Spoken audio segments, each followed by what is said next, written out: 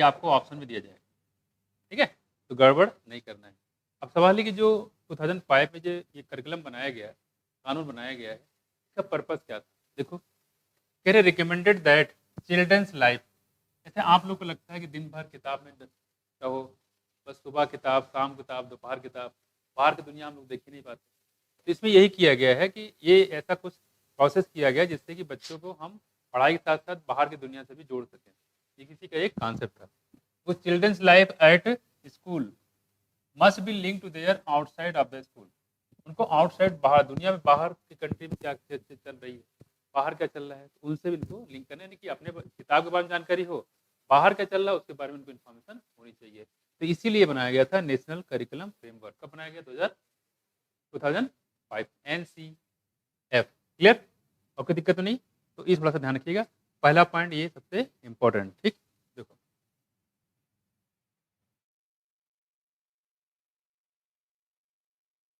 अच्छी बात, देखो यहाँ क्या लिखा हुआ है, national policy of education, national policy on education. ये बनाया गया कब? 1986, 1986 में। 2005 में एक डेटा आपको और मिलेगा। 2005 में अगर पढ़ोगे, ग्रीन केमिस्ट्री का अवार्ड मिला गया था 3 साइंटिस्ट से, चार्विन, ग्रफ और स्टॉक। ग्रीन केमिस्ट्री, आप केमिस्ट्री में पढ़ोगे, इन्वायरमेंटल केमिस्ट्री, तो वहाँ इसके बारे में पढ़ोगे। बात में कुछ, तो 2005 एक डेटा वहाँ पे, 2005 का डेटा एक यहाँ पे बायोलॉजी में, ठीक है। दूसरी बात, national policy on education. Education पे नेशनल पॉलिसी बनाया गया कब? 1986 में, ठीक है। ये डायरेक्टली आपसे क्वेश्चन नहीं पूछेंगे, लेकिन जो ऑप्शन रखे जाते हैं उसमें ये भी रखे जाते हैं, ठीक है, कि कौन सेंटेंस में सही है, कौन सेंटेंस गलत, ठीक। तो नेशनल पॉलिसी ऑन एजुकेशन कब आया? 1986 में। ऐसे आप पढ़ोगे एनवायरमेंट एक्ट, एनवायरमेंट एक्ट वो कब आया? 1986 में, याद रखिएगा। एनवायरमेंट एक्ट कब आया? 1986 में। और नेशनल पॉलिसी बनाया गया किस पे? एजुकेशन पे। कब आया? देखो, 1986। ये याद रहेगा। तो हमने एनसीएफ बताया कब? 2005 में। और नेशनल पॉलिसी एजुकेशन पे कब आया? 1986 में। और एनवायरमेंट एक्ट भी पढ़ेंगे कब? 1986। जो साथ के डेटा है उसको हम साथ ही याद कर लेंगे, ठीक। तो हम लोग बात करें यहाँ पे इसकी नेशनल पॉलिसी ऑन एजुकेशन। उसके बाद देखो, उसके बाद इसमें एज इट इज कुछ नहीं है। 2 पॉइंट आपको नोट करना था, कर लिया बुक में, इसको कर लो। आपके पास बुक तो होगा नहीं, ठीक है, इसको लिख लो। आपके पास बुक नहीं तो लिख लो 2 पॉइंट, ठीक है, ये आपको पता होना चाहिए।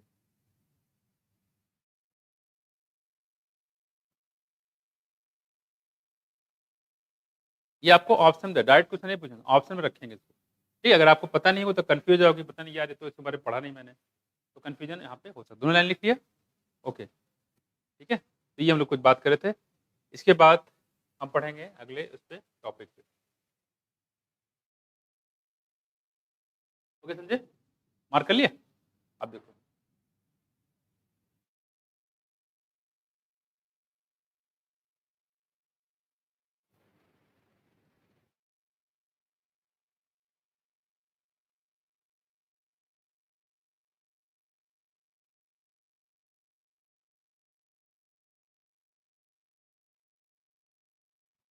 हो गया नैन्सी? तो ये हो गया हमारे पास नेशनल पॉलिसी एजुकेशन पे कब आया?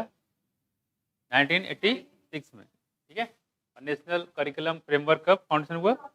2005। तो थोड़ा सा ध्यान रखिएगा।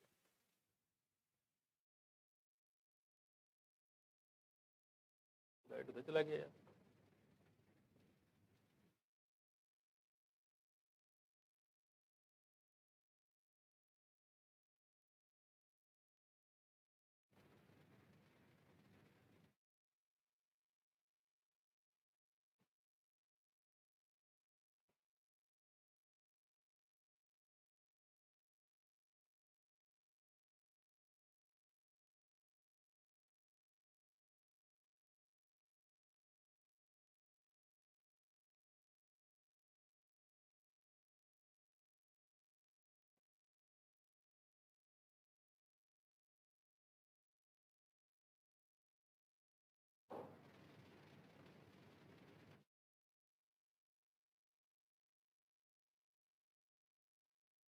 आज ही जाके नैन्सी बुक लेना है, ठीक है, बुक जरूरी है। आप भी, आपके पास तो होगा ही, है ना, ठीक है। देखो, तो ये हम लोग बात करें बायोलॉजी इज द, हाँ बच्चे, कोई दिक्कत नहीं, पुरानी यूज करो, जहाँ पे नया होगा हम बता देंगे आपको, हम तो बताएंगे। देखो, पहला चीज ये है, देखो क्या है, biology is the science of life. Biology क्या है? साइंस है किस चीज़ का? लाइफ का। पहली डेफिनेशन तो ये है। अगर आपसे पूछे बायोलॉजी क्या है, ये क्या है? साइंस है किस चीज़ की? लाइफ। देखो देखो, दूसरा डिफरेंस क्या है? It is the story of life on earth. Biology क्या है? स्टोरी है किस चीज की? लाइफ की। कहाँ पे? अर्थ पे। ठीक। तीसरा देखो, it is the science of life form and living process. कितने डिफिनेशन हो गए? बोलो। 3। ठीक है। पहला क्या बताया हमने? Biology is the science of life. दूसरा क्या बताया? बायोलॉजी क्या है? Story of life on earth. और तीसरा क्या बताया? It is the science of life form and living process. पास में कुछ 3 डिफिनेशन आपके इसमें बताई गई। दूसरी बात देखो, एक वर्ड दिया गया यहाँ पे लाइफ फॉर्म।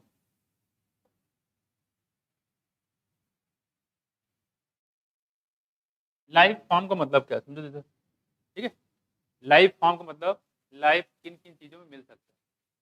प्लांट में, एनिमल में। कहाँ पे? प्लांट में और एनिमल। तो लाइफ फॉर्म का सिंपल मतलब होता है प्लांट और एनिमल। प्लांट में भी लाइफ होती है और एनिमल में भी लाइफ होती है। तो लाइफ फॉर्म का होता है प्लांट और एनिमल। कौन हो गए? प्लांट और एनिमल। अगला हमारे पास बताया गया है लिविंग प्रोसेस। लिविंग प्रोसेस मतलब प्लांट के या एनिमल के अंदर या लिविंग फॉर्म के अंदर क्या क्या चीजें पाई जाती है? रिस्पायरेशन, मेटाबॉलिज्म, कॉन्शियसनेस, है कि नहीं? ये सारी चीजें आती है, इसी को हम लोग बोलते हैं लिविंग प्रोसेस। जैसे इसको होता है मेटाबॉलिज्म। जैसे ग्लूकोज से हमारा बनता है पायरुविक एसिड ग्लाइकोलिसिस में, है कि नहीं? क्या बोलेंगे इसको? कैटाबोलिक। क्या बोलेंगे? कैटाबोलिक। बड़ा मालिक्यूल से छोटा मालिक्यूल बने कैटाबोलिक, छोटा से बड़ा बने एनाबोलिक, है ना? जैसे आप खाते जा रहे हैं खाना ढेर सारा, तो आपने क्या खाया? ग्लूकोज।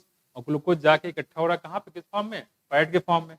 तो फैट बड़ा मालिक्यूल हो गया, तो छोटे से बड़ा बन रहा है तो एनाबोलिक, बड़ा से छोटा बन रहा है तो कैटाबोलिक। तो कैटाबोलिक मतलब है टूटना, ब्रेक डाउन करना। और जब भी टूटेगा हमेशा बड़े से छोटा बनेगा, है ना? देखो, तो लिविंग प्रोसेस मतलब होता है मेटाबॉलिज्म, है ना? मेटाबॉलिज्म, कैटाबॉलिज्म भी आता है और एनाबॉलिज्म भी आता है। देखो,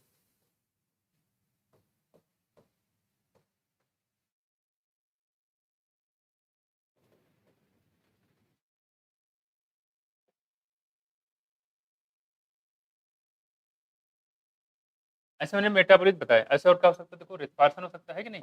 रिस्पायरेशन, ठीक है। रिस्पायरेशन, रिप्रोडक्शन, ये सब कौन करते हैं? नॉन लिविंग तो करते हैं नहीं। ग्रोथ, है ना? ये सब कौन करता है? लिविंग ऑर्गेनिज्म करते हैं। प्लांट के एनिमल दोनों करते हैं, है कि नहीं?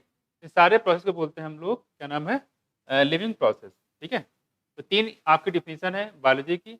बायोलॉजी क्या है? लाइफ है, ठीक है। साइंस है किस चीज़ का? लाइफ का। बायोलॉजी क्या है? स्टोरी है किस चीज़ की? लाइफ की। कहाँ पे? अर्थ में। और ये क्या है? साइंस है किसकी? लाइफ फॉर्म के एंड लिविंग प्रोसेस की। ठीक है। तो अगर आपसे पूछते हैं कि बायोलॉजी ये है जो साइंस है लाइफ फॉर्म की है कि लिविंग प्रोसेस की है, तो क्या बताओगे?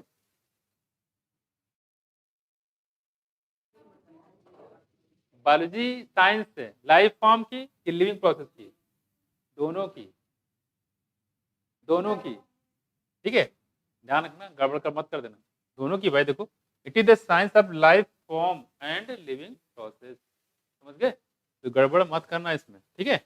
और एक क्वेश्चन जो सबसे ऐसे कॉमन से बाहर से भी आपसे पूछ सकते हैं, वो क्या? देखो, सर में जो बायोलॉजी है,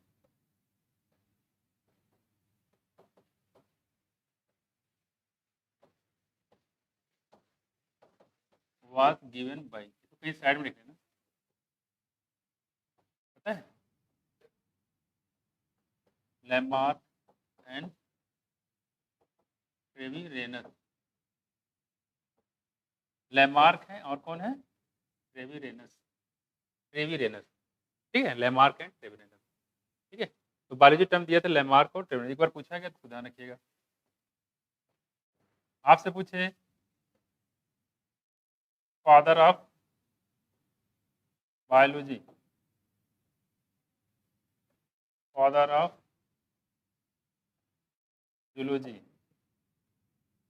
आपसे पूछे फादर ऑफ साइंस, ठीक है। कौन है बताओ? सही बताया आपने, अरिस्टोटल। नहीं पता, लो पता हो गया। साइंस के भी है, बायोलॉजी की भी है, जूलॉजी की भी है, ठीक है।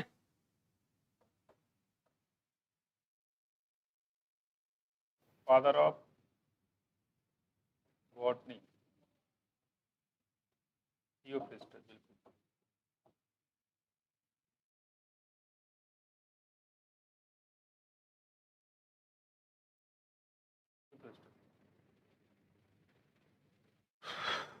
ये है Theophrastus. Father of biology, father of zoology, father of science Aristotle, father of botany, ठीक है। तो कौन है? थियोफ्रास्टस, ठीक है। ये टर्म ही कई बार रिपीट किया गया पुराने क्वेश्चन में, ठीक है। मैंने ऐसे लिखवा दिया, लेकिन पूछे जाने के चांस बहुत ही कम। हाँ बोलो। थियोफ्रास्टस, ठीक है, फादर ऑफ बॉटनी हो जाएगा। इसको हिंदी में बोलते हैं वनस्पति विज्ञान का जनक, इनको बोला जाता है। क्या बताओगे? थियोफ्रास्टस, है ना, थियोफ्रास्टस, ठीक है। तो इस पूरे पैराग्राफ में बस एक ही लाइन है, क्या? Biology is the science of life form, biology the story of life on earth, biology the science of life form and living process, ठीक है। ये हो गया। आपसे पूछिए जो बायोलॉजी टर्म में दिया किसने था, क्या बताओगे? ट्रेवेरेनस, ट्रेवी रेनस, ट्रेवी रेनस। आपसे पूछे फादर ऑफ बायोलॉजी, जूलॉजी और साइंस कौन है, क्या बताओगे?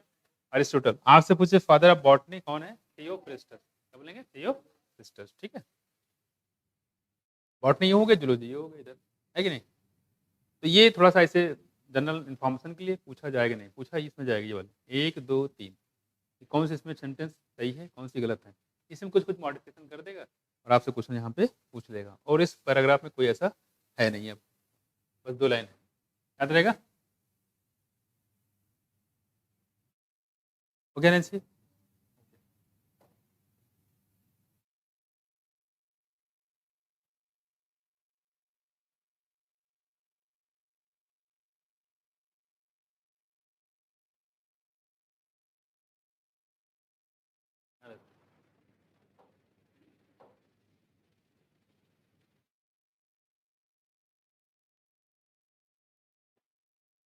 देखो यहाँ पे दिया है, देखो कुछ साइंटिस्ट नाम दिया है। जैसे एक नाम दिया है डॉम जेंस्की,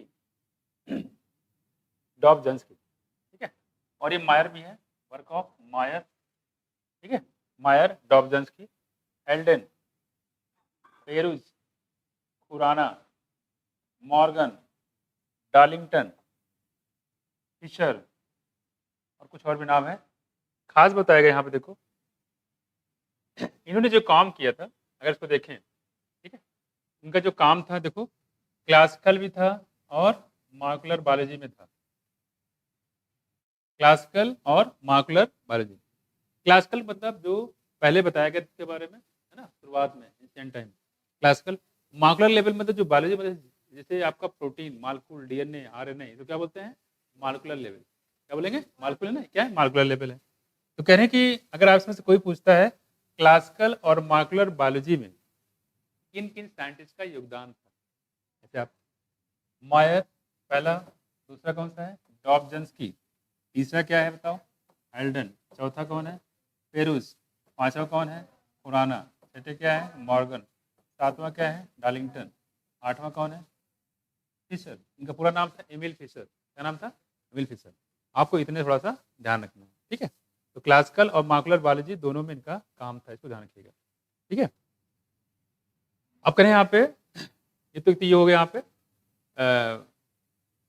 हाँ, आगे हम लोग बात करें यहाँ पे, कुछ चीज़ें और भी हैं। अब कहने कि इनका जो जेनेटिक्स में भी काफ़ी ज़्यादा रोल था इसमें, ठीक है, जेनेटिक्स में। तो आप ध्यान रखिएगा, क्लासिकल एंड मॉलिक्यूलर बायोलॉजी में ये साइंटिस्ट रिलेटेड है। इसमें कोई भी साइंटिस्ट पूछ सकता है कि इसका रिलेशन किससे है, क्लासिकल से कि मॉलिक्यूलर बायोलॉजी से, तो क्या बताओगे? दोनों से। किससे? दोनों से, ठीक है।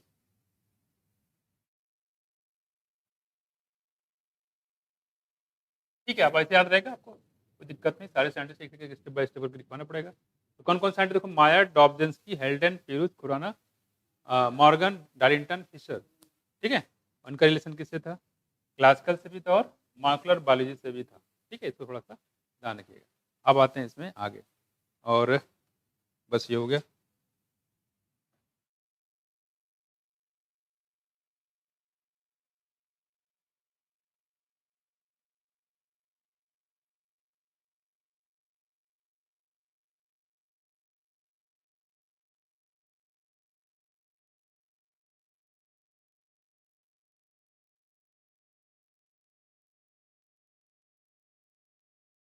अब देखो, अब यहाँ पे सबसे पहले हम स्टार्ट करेंगे, चैप्टर स्टार्ट होता है आपका लिविंग वर्ड, ठीक है, diversity in the living word. देखो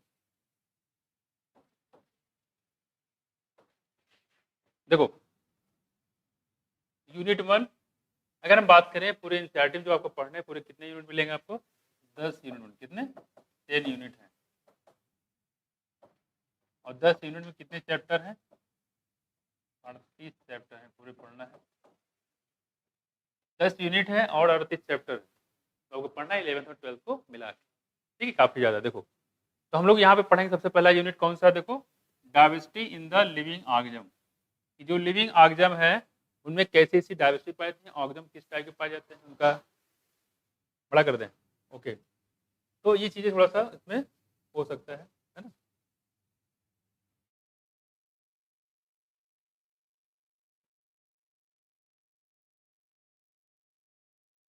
ठीक है, तो ये चीज़ें आपसे हो सकता है। ठीक है, देखो यहाँ पे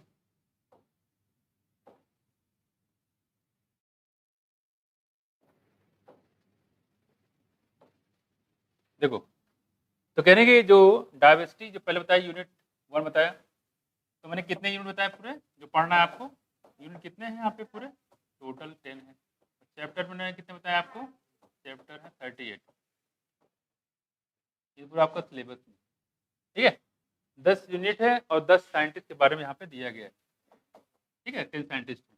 सबसे पहला यहाँ पे जो नाम बताया गया है, यूनिट का नाम क्या है? Diversity in the living world, ठीक है। और diversity in the living unit क्या है? एक यूनिट है, और इस यूनिट के अंदर कितने चैप्टर? देखो 4 चैप्टर, और इम्पोर्टेंट भी है, ठीक। इसमें सबसे पहले हम लोग स्टार्ट करेंगे किसके बारे में? लिविंग वर्ड के बारे में, द लिविंग वर्ड। तो लिविंग वर्ड पढ़ेंगे, बायोलॉजिकल क्लासिफिकेशन पढ़ेंगे, प्लांट किंगडम और एनिमल किंगडम। तो पुराना जो जिन लोगों को पुराना है बच्चे हैं उनका हमने ये 3 चैप्टर खत्म कर दिए पूरे, ठीक है। तो ये भी हम आपको पहले खत्म करेंगे, ठीक है।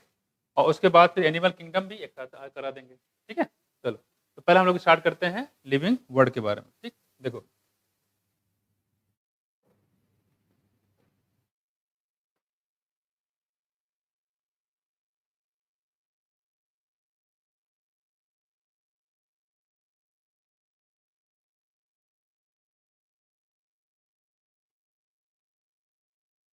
नाम बताओ इसका, क्या है ये? इंग्लिश बताओ, हिंदी में बताओ, उर्दू में, अरबी में, किसी में बताओ। इस बार समझ में पा जाता होगा जानवर को।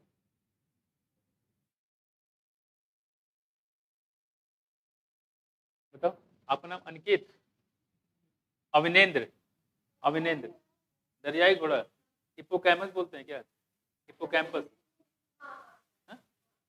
हिप्पोकैम्पस है। हाँ बिल्कुल, दरियाई, इसको सी हार्स बोलते हैं। क्या बोलते हैं? सी हार्स, ठीक है, दरियाई घोड़ा। कुछ घोड़े जैसे शक्ल है इसकी, है ना, सी हार्स। कर देखो, अब आते हैं हम लोग यहाँ पे यूनिट फर्स्ट है, इसमें लोग पढ़ेंगे diversity in the living organism, ठीक है। इसके बाद आएंगे, देखो तो सबसे पहले यहाँ बताया गया है, देखो जैसे जो अपने अभी बताया आपको, बायोलॉजी कितनी डिफिनेशन बताया आपको? 3 डिफिनेशन बताई। Biology is the story of life, आगे लाइफ ऑन अर्थ, और this is the science of living form and living process, है ना, लाइफ फॉर्म लिविंग प्रोसेस। देखो यहाँ पे biology the science of life form and living process, ठीक है, life form and living process. देखो तुमने ये बताया बायोलॉजी क्या है? Science of life form and living process, ठीक है, ध्यान से पढ़ना। लाइफ फॉर्म मतलब प्लांट है कि एनिमल है ना, और लिविंग प्रोसेस में मेटाबॉलिज्म, कॉन्शियसनेस, ग्रोथ, रिप्रोडक्शन, सारी चीजें आ जाएंगी, है ना। फिर the living world comprises an amazing diversity of living organism. अब आप देखते हैं कि हमारी धरती पे देखें तो बहुत सारे ऑर्गेनिज्म मिल जाएंगे, प्लांट में भी और एनिमल में, तरह तरह के। The early man could easily perceive the difference between animate matter and living organism. शुरुआत से जो आदमी था वो भी आसानी से पहचान लेता था कि ये लिविंग है कि नॉन लिविंग, लिविंग और नॉन लिविंग को आसानी से अलग कर सकता था, ठीक। And living organism. Early man defined some of the inanimate matter. कौन कौन देखो, इनएनिमेट मैटर की बात करें इसमें क्या क्या है, देखो विंड, सी, जिसमें लाइफ नहीं होती है, ठीक है, और फायर, है ना, carrying inanimate matters, wind, sea और fire, and some among the animals and plants. Common feature of all such form of inanimate and animate object was the sense of awe of fear. Sense of awe और fear, मतलब ये कहने मतलब जैसे कि आप जानवर देखते हो, खासकर शार्क, तो क्या लगता है आपको, खुशी मिलती है, क्या होता है, डर लगता है, दैट इज फियर। देखो आपको फियर डर लगता है, ए मतलब आपके रोंगटे खड़े हो जाते हैं, अरे यार इतना खतरनाक जानवर, इसके दांत देखो, है ना, उसको देख के आपको बहुत ही ज्यादा डर लगता है ना, दैट दे इवोक्ड, और वो आपको बिल्कुल आश्चर्यचकित कर देता है कि इतने जानवर हो सकते हैं, इनके दांत इतने नुकीले हो सकते हैं, ये आदमी पूरा पूरा निगल जाता है, वो चलते भी नहीं, है ना, that is evoked. The description of living organism including human being began much later in the human history. Society which indulged in anthropocentric view of biology could existed. यहाँ देखो कह रहे कि which indulged in anthropocentric view, इसका मतलब मानव के द्वारा जो भी सोसाइटी बनाई जाती है, सोसाइटी किसी भी हो सकती है, सोसाइटी किसी जानवर की भी हो सकती है, चींटियों देखो, चींटियाँ रहती, सारी चींटियाँ एक जैसी रहती, और एक चींटी को गलती से कहीं चीनी मिल गया, चीनी के टुकड़ा, चिल्ला चिल्ला के सारे चींटे को बुला लेगी वो, है ना, कि आओ आओ यहाँ मिल गया है, सब लोग आ जाओ यहीं पे, और कुछ देर बाद वहाँ चींटी इकट्ठी हो जाएगी, भीड़ लगा लेगी। तो ये कह रहे हैं यहाँ पे एंथ्रोपोसेंट्रिक व्यूज ऑफ बायोलॉजी, तो सोसाइटी में जो मानव द्वारा बनाया गया है बायोलॉजी की डिफिनेशन, उसके बारे में बताया गया, could registered limited progress in biological knowledge. ठीक, आप कह रहे हैं कि इसके बारे में जो नॉलेज अभी तक हुआ है बहुत ज़्यादा नहीं हुआ है, बहुत ही लिमिटेड नॉलेज हुआ है, अभी बहुत कुछ करने की जरूरत है। Systematic and monumental description of life form brought in out of the necessity, detailed system of identification, nomenclature and classification, the biggest spin off। यहाँ देखो, तो अगर हम इसकी बात करें तो इसमें क्या खास चीजें हुई उसके बारे में बात कर लेते हैं। यहाँ से इंपॉर्टेंट लाइन,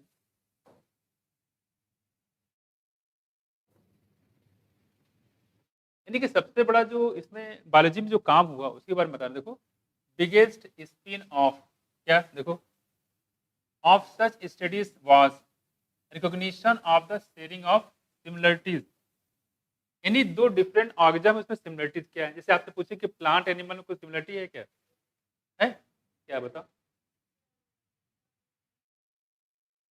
बिल्कुल बिल्कुल बात सही, दोनों रिस्पॉन्स, बिल्कुल बिल्कुल बिल्कुल सही बात है, बिल्कुल सही बात है, बिल्कुल बिल्कुल। लोकोमोशन की मोमेंट, मोमेंट मत बोलो, बच्चे तो हवा चलती है तो उड़ती नहीं है, आप लोकोमोशन बोलो कि नीम का पेड़ सामने था, किसी हिरन ने दौड़ा लिया उसको, नीम का पेड़ चला गया महानगर चौराहे पे, ऐसा होता है क्या, नहीं हो सकता ना। मोमेंट तो होगा लेकिन लोकोमोशन नहीं होगा, मोमेंट अलग है, लोकोमोशन अलग है। देखो जैसे मैंने मैंने देखो, ये देखो मैं क्या कर रहा हूँ, मोमेंट कर रहा हूँ, लोकोमोशन कर रहा हूँ, क्या कर रहा हूँ, दिस मोमेंट, ठीक है, आप क्या कर रहे हैं, लोकोमोशन। क्या मोमेंट और लोकोमोशन एक साथ हो सकता है, बिना मोमेंट के लोकोमोशन कर ही नहीं पाओगे, जब मोमेंट करोगे पैच तभी तो लोकोमोशन होगा। उसी की बात करें, देखो यहाँ पे the biggest spin of such studies was recognition of the sharing of similarities among living organism. Living organism के बारे में ये देखना है कि इसके बीच में सिमिलरिटीज क्या क्या है कि नहीं, जैसे आपने बताया रेस्पिरेशन, है ना, मेटाबॉलिज्म, सही बात है। अब कह रहे हैं both horizontally and vertical. Horizontal मतलब बाहर से देख के, बाहर से देख के क्या सिमिलरिटीज मिलेगी, है ना, और वर्टिकल मतलब अंदर से आप देखो कि अंदर क्या सिमिलरिटीज मिलेगी, है ना। वही कह रहे हैं कि यहाँ पे इसको नोट करो, तो जो स्टडी किया गया है कौन कौन सा है, हॉरिजॉन्टल भी और वर्टिकल भी है, ठीक है। किसी भी ऑर्गेनिज्म का स्टडी करते हैं, बाहर से स्टडी करना कहलाता है मार्फोलॉजिकल, अंदर से स्टडी कहलाता है एनाटॉमिकल, है ना, एनाटॉमी और मार्फोलॉजी, है ना। और आप जब पढ़ोगे जाओगे एमबीबीएस फर्स्ट ईयर में, तो वहाँ पे आपको 3 बेसिकली सब्जेक्ट होंगे, बायोकेमिस्ट्री, एनाटॉमी और फिजियोलॉजी, है ना। तो वहाँ पे आपको पढ़ेंगे इसके बारे में, फिजियोलॉजी पढ़ेंगे जो आप पढ़ रहे नॉर्मल यही पढ़ेंगे, एनाटॉमी अंदर से उसका डिसेक्शन करवाया जाएगा, फर्स्ट ईयर में डिसेक्शन शुरू, काटना पीटना, सुनवाए कुछ, तो वहाँ पे चीज़ें होती हैं। और कई लोग बेहोश होके खड़ा गिरते नीचे, जैसे डेड बॉडी देखा कि किसी का मुँह फैला हुआ है, तो ऐसे तो रहता नहीं बॉडी पोस्चर, रिगर मोर्टिस हो जाता है, उसको देख-देख लोग बेहोश हो जाते हैं। देखो यहाँ पे, खैर तो कह रहे हैं कि जब बायोलॉजी की स्टडी करते हैं तो हॉरिज़ॉन्टली करते हैं और वर्टिकल भी करते हैं, हॉरिज़ॉन्टल बाहर से भी और अंदर से भी, सारी स्टडी हम लोग करते हैं, ठीक? जैसे हम लोग देखोगे आप बाद में आपने देखा किसी लड़की को, कितनी अच्छी लग रही है, होता है? पता लगा सिंड्रोमिक है, तो बीमारी पहले से ही बीमारी क्या है? टर्नर सिंड्रोम के पेशेंट पता लगा, है ना? या कोई बीमारी उसको अंदर से हो रखा है, जैसे बास में गए, जैसे कोरोना वाले केस में, है ना? बाहर से खूबसूरत, अंदर का पता कोरोना हो रखा है, भाग गए वहाँ से, है ना? कि भैया नहीं आएँगे दोबारा। जिस गली से गुजरी वहाँ नहीं जाएँगे, हो सकता है कोरोना के वायरस पड़े हो, छोड़ के गई हो। कहने का मतलब वही है कि हम चारों तरफ से स्टडी करेंगे, अंदर भी और बाहर भी। That is horizontal and vertical. That all present day living organism are related to each other, ठीक है?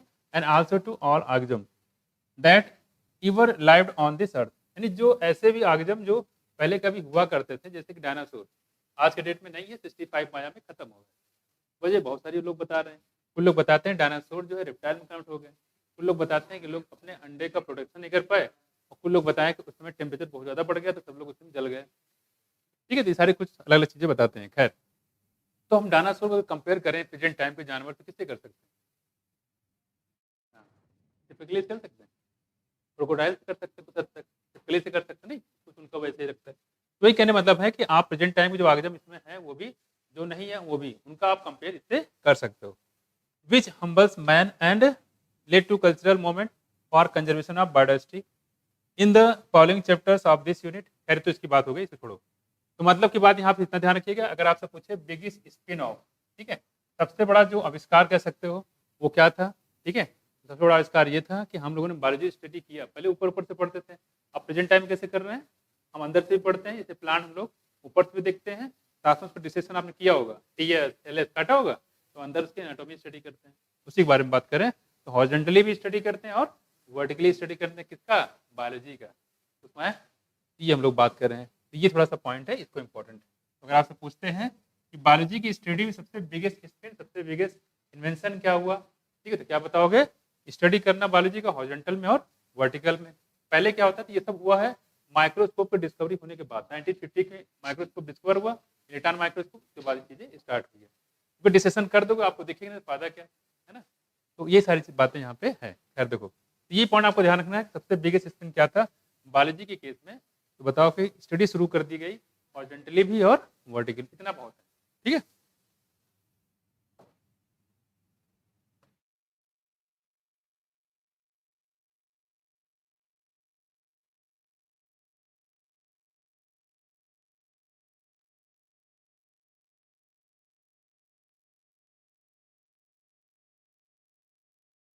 देखो, दिख रहे हैं आपको? कौन सा आप दिख रहे हैं? हुँ? क्या नाम है इनका? अर्नेस्ट मायर, ठीक है। काफ़ी जीनियस पर्सनैलिटी है, और इम्पोर्टेंट चीज़ क्या है देखो, इनको देख के क्या लग रहा है आपको? हैं? 100 साल जिए हो। नहीं, और कुछ बताओ फ़ोटो देख के। अच्छा, देख के ये लग रहा है? फ़ोटो देखो, उसको देख के बताओ किनके बारे में, हैं? इंटेलिजेंट लग रहे हैं? अच्छा, अपने तो एटीट्यूड कुछ ज़्यादा ही है, हैं? एटीट्यूड में है पूरा, देखो, पूरा एटीट्यूड में है। और सबसे देखो यहाँ पे क्या है, काफ़ी जीनियस भी थे ये, है ना? तो आप अभी खुद देखोगे। जैसे यहाँ बताया गया है अर्नेस्ट मायर के बारे में, ध्यान दो।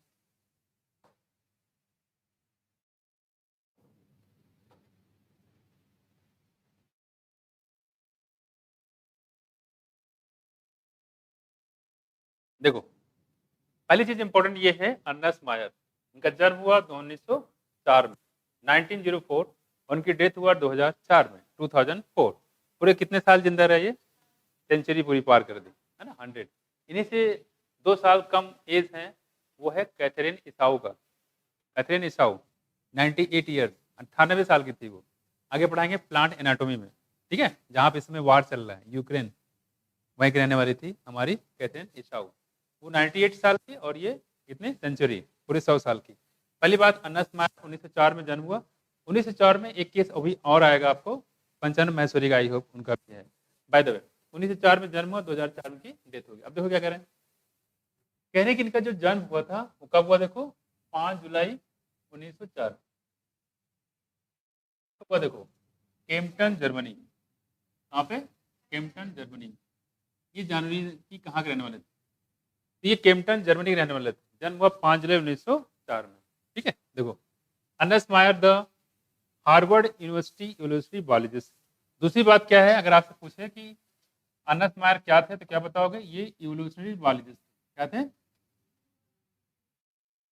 Evolutionary biologist.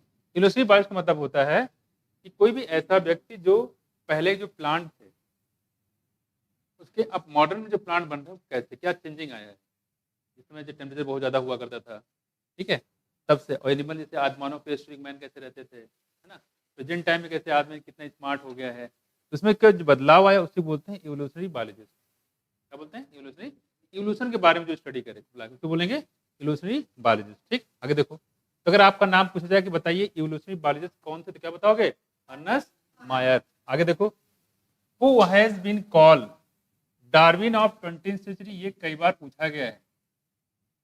ठीक है, कि 20वीं सदी का डार्विन किसको बोला जाता है, डार्विन पता है, कई सारे इसके सर्वाइवल ऑफ फिटेस्ट किसने दिया, डार्विन ने। Saltation, single step, large beetle किसने दिया, डार्विन ने। यहाँ देखो, Darwin of 20th century was one of the 100 greatest scientist.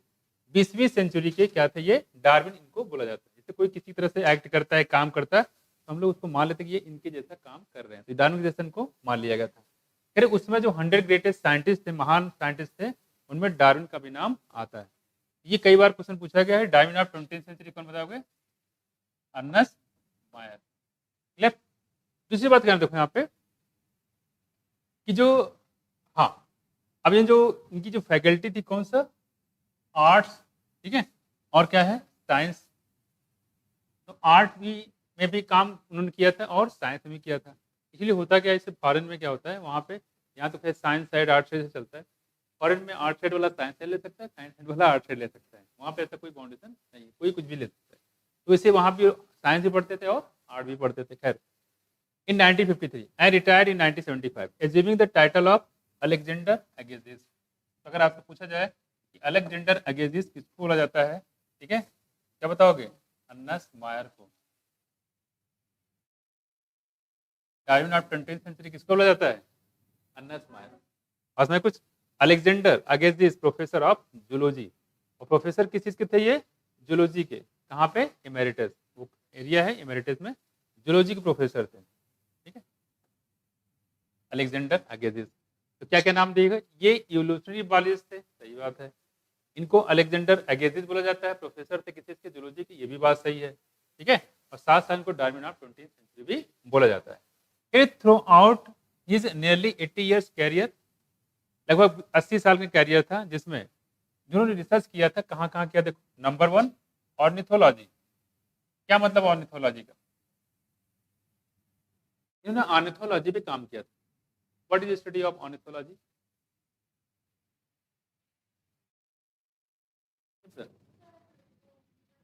Yes absolute right.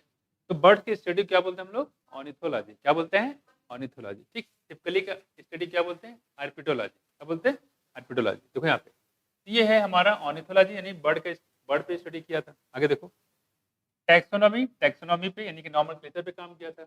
अगर हम बात करें कि हमारे जो ऑर्निथोलॉजिस्ट जो अपने इंडिया के हैं, उनका नाम है डॉक्टर सलीम अली। उन्होंने बहुत सारे चिड़ियों पे काफी ज्यादा काम किया था, डॉक्टर सलीम अली नाम आता है।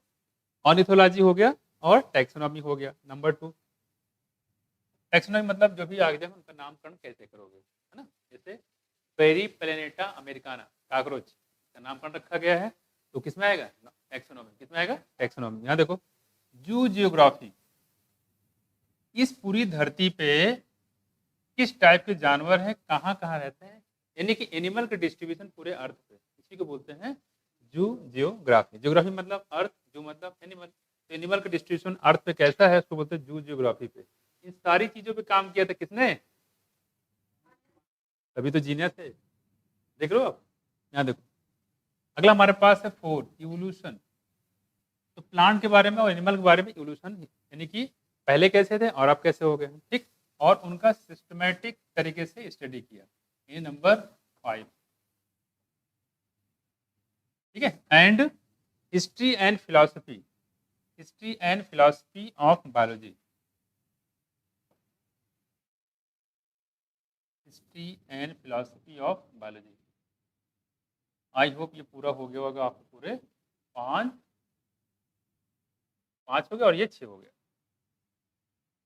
है ना। तो इन सब पे काम किया था किसने? Ernst Mayrs. किसने? Ernst Mayrs. ठीक है, इसको आप याद कर सकते हो। देखो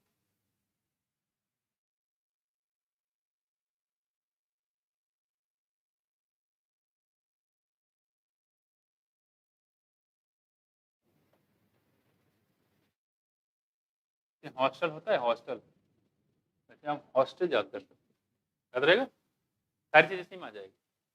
what do you mean by H? इस मतलब history and philosophy of biology. Clear? क्या मतलब एच का मतलब? History and philosophy of biology. O for ornithology, S for systematic, T for taxonomy, E for evolution, Z for geography. Zoology नहीं, zoo geography. Zoology तो आ गया Aristotle का, जू geography. ठीक है, मार्क कर लो इसको। इसको हॉस्टल से याद कर सकते हो। इन सारे 6 एरिया हैं जहाँ पे अनस मायर ने काम किया था। तो ऑप्शन दे दिया कि इस पे काम नहीं किया था। 6 पता होना चाहिए किस पे काम किया था, इसके अलावा जो मिले उस पे काम नहीं किया था। क्लियर?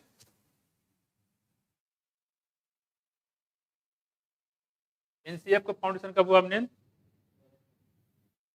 एनसीएफ का नेशनल पॉलिसी फॉर एजुकेशन, तो पता तो पूछने वाले हैं, वही 2 बच्चे हुए हैं, है ना।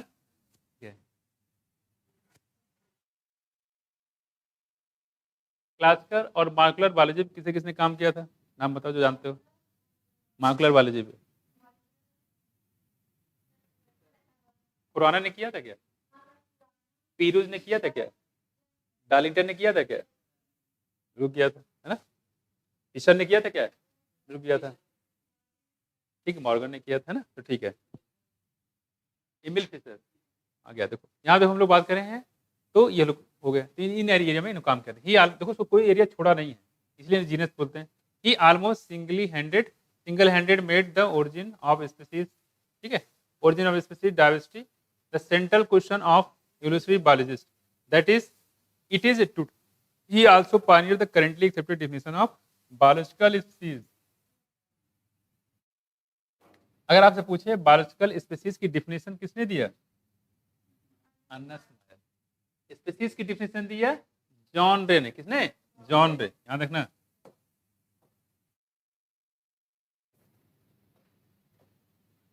कंफ्यूज मत हो जाना।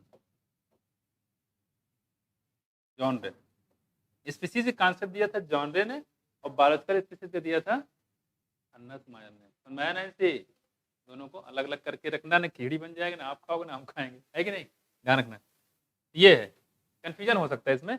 तो बायोलॉजिकल स्पीसीज ये ध्यान रखना।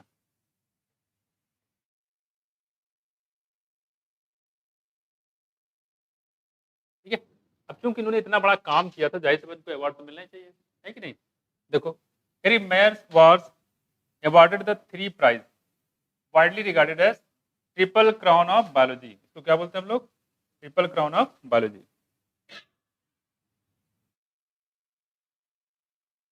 तो पूछा जाता है ट्रिपल क्राउन ऑफ बायोलॉजी किसको मिला? क्या बताओगे? तीनों प्राइज को मिला के बोलते हैं ट्रिपल क्राउन ऑफ बायोलॉजी। ठीक, तो सबसे पहले प्राइज मिला यहाँ कौन सा? देखो, बेल्जियन प्राइज। कब मिला? 1983 में। कब मिला? दूसरा प्राइज मिला इंटरनेशनल प्राइज फॉर क्या? बायोलॉजी। कब? और तीसरा मिला क्रिफोर्ड प्राइज। क्रिफोर्ड प्राइज किसके लिए? इन 1999 में। तो कितने प्राइज मिले इनको? 3। पहला, बिल्कुल, पहला कौन सा बोलो? दूसरा, ठीक है, ये है बेल्जियन प्राइज 1983 में, इंटरनेशनल प्राइज 1994 में, क्रिफोर्ड प्राइज 1999 में। भी ऐसे याद कर सकते हो, सीक्वेंस रहेगा आपको।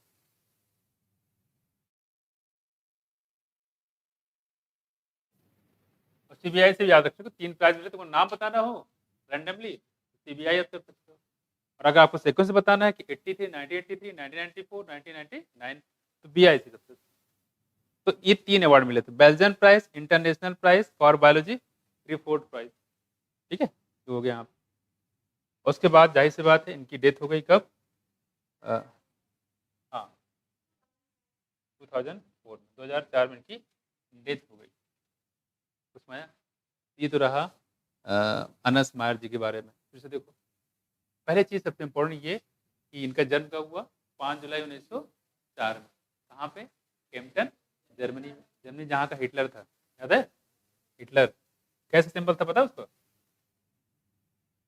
हिटलर का सिंबल कैसा था? स्वास्तिक ऐसा था ना? खैर, स्वास्तिक वाला काम भी करता था। स्वास्तिक, खैर। अब देखो यहाँ पे, तो पहला चीज तो ये कि ये जो केम्पटन जर्मनी रहने वाले थे, ठीक है, और इन्होंने बायोलॉजिकल स्पीसीज की डिफिनेशन दी। किसकी? बायोलॉजिकल स्पीसीज की। और इनको इवोल्यूशनरी बायोलॉजिस्ट बोला जाता था, और साथ साथ इनको डार्विन ऑफ 20th सेंचुरी भी बोलते हैं। ठीक, इन्होंने आर्ट में भी काम किया था, पढ़ाई पढ़ाई किया था, साथ में साइंस में किया था। ठीक, इसके अलावा इनको अलेक्जेंडर एगेजिस भी बोलते हैं। ये प्रोफेसर थे किसके? जूलॉजी के। इसका मतलब ये होता है कि जूलॉजी के बहुत बड़े जानकार हैं, इनको बोलते हैं अलेक्जेंडर, बड़ा बड़ा नाम देते हैं। ठीक है, throughout his nearly 80 years career, उनका रिसर्च कहाँ कहाँ रहा देखो? हिस्ट्री एंड फिलोसफी, और कहाँ? Ornithology, systematic, एक्सोनॉमी,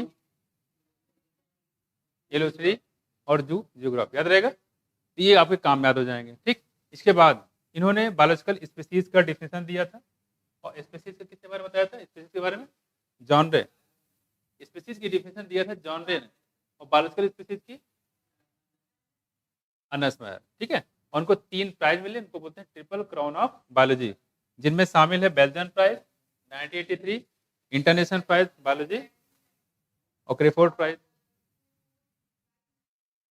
1999। क्लियर है? याद रहेगा? भूल जाओगे? तो NCF कब फाउंडेशन हुआ? National policy for education.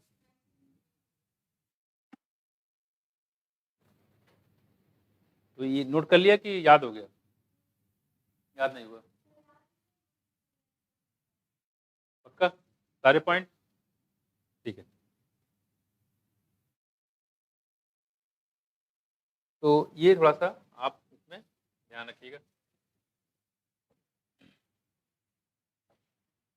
ये तो ट्रिपल क्राउन बायोलॉजी कई बार पूछा गया है। ठीक है, आप देखोगे तो इसमें कई बार आपको मिलेगा।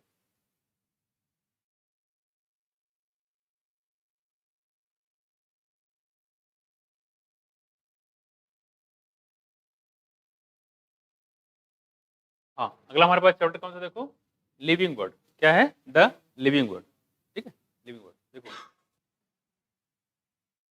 जहाँ पे कुछ पॉइंट होंगे मैं आपको बता दूंगा। क्या कर रहे देखो, ये जो वर्ड जो है ये काफी वंडरफुल है ना। हर तरह के आदमी दिखते हैं आपको जगह जगह पे।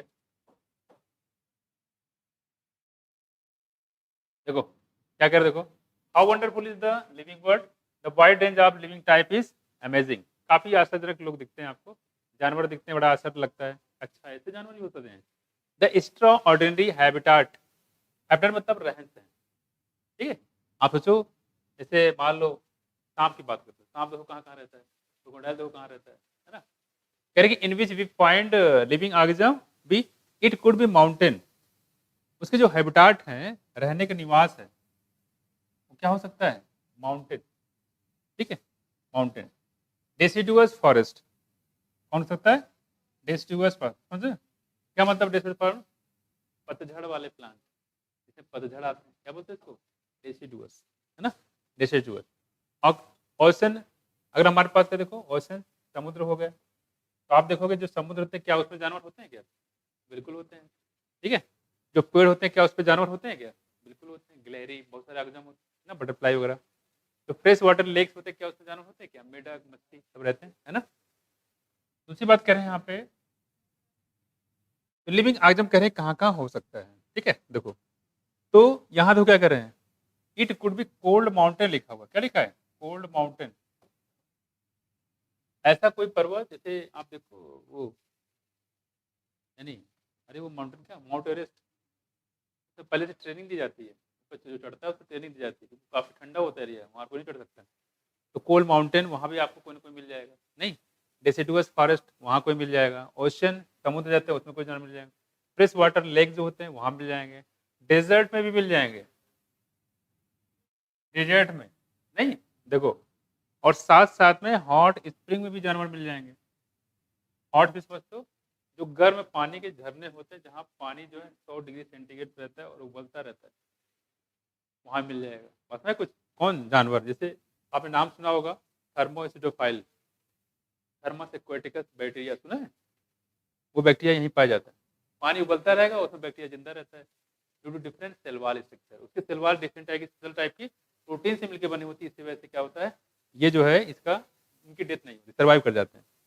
लीव अस स्पेशलिस्ट, मतलब ये ऐसे, इनके बारे में कह नहीं सकते हैं कि ऐसा रेगिस्तान जहाँ हमेशा धूप रहता है, टेम्परेचर 78 डिग्री तक चला जाता है, बस में 45-50 डिग्री होता है, पूरा बर्फ जो हुआ, सॉरी पैर रखो तो पैर पूरा जल जाए, वहाँ भी जानवर पाए जाते हैं। यहाँ देखो, हॉट स्प्रिंग जहाँ पानी बिल्कुल उबलता रहता है वहाँ भी जानवर पाए जाते हैं। समुद्र, इतने गहरे गहरे समुद्र, वहाँ भी जानवर पाए जाते हैं। फ्रेश वाटर लेक, वहाँ भी जानवर होते हैं। मतलब ये कह सकते हो कि हर जगह जानवर मिलेंगे आपको, ठीक? वही कह रहे हैं कि लीव अस स्पेशलिस्ट, मतलब इसके बारे में आप क्या ही बताएं, ठीक है? इसके लिए कोई वर्ड नहीं है। देखो, सेंटेंस नहीं बोलने के लिए, ब्यूटी ऑफ गैलोपिंग हॉर्स, क्या मतलब? देखो, जब कोई हॉर्स, दौड़ता हुआ हॉर्स कैसा लगता है? कोई दौड़ता हुआ हॉर्स, घोड़ा आ रहा है वहां पे, उसके बाल देखो ऊपर वाले, नहीं कैसा लगता है? बढ़िया लगता है ना?